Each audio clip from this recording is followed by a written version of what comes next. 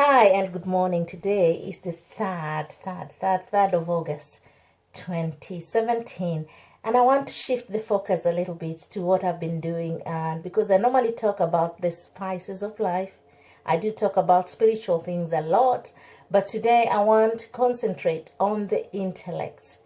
And how am I going to do this? Number one, I'm collecting books, and some of you are aware that I'm collecting books, and some of you have contributed the books, and some of you have promised the books, and some of you have already seen the photos of the books that I have already collected, or rather have been contributed. I know of a guy who has 200 books in his garage, and he has said, Esther, collect them when you're ready to ship them. Yes, the plans are underway to ship them. And why am I doing this project? It's because I'm reminded of one time when I was a child growing up in Mwiruti Primary School, a very remote school in Yamumbi, Eldoret, and I used to walk miles and miles to the local town to be able to go to the library. And yes, I used to do that. And then I would come home very late, and my grandma would be wondering, where have you been? And I couldn't explain to her that I had to walk through the bushes and down into the town to get to the library.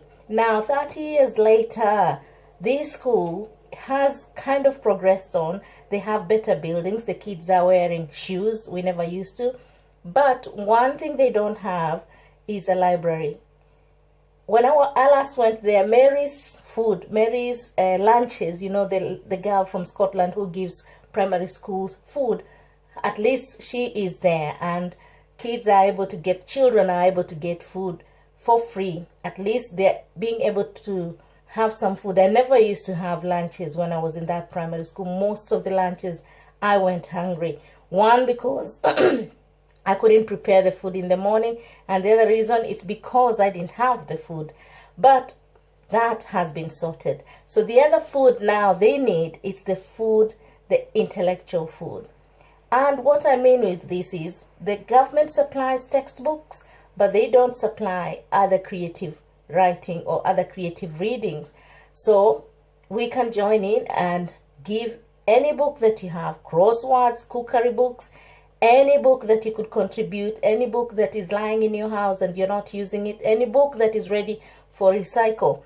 Please find me if you live in England, and let that book reach a child somewhere in Kenya, and they will appreciate that. Otherwise, this is not anything to do with catching your emotions or being emotional. It's up to you. People tend to give money, and money is not the solution to everything. I'd rather you give a book than you give money in this case. So if you have books, I'm asking politely, please do find a means on how you can get these books to Esther, that is me, or any other of my friends that I normally tag. Please do join in, and let's help some child have a smile, because books do open our intellect. They do open our minds to the rest of the world. And thank you so much for everyone who has contributed so far. Keep on bringing some more. Tell your friends. Otherwise, I'll keep you updated on how far the project is going, and hopefully, we will be able to build that library somewhere in Kenya, Mwiruti, Yamumbi, my former primary school. God bless you as you plan to help.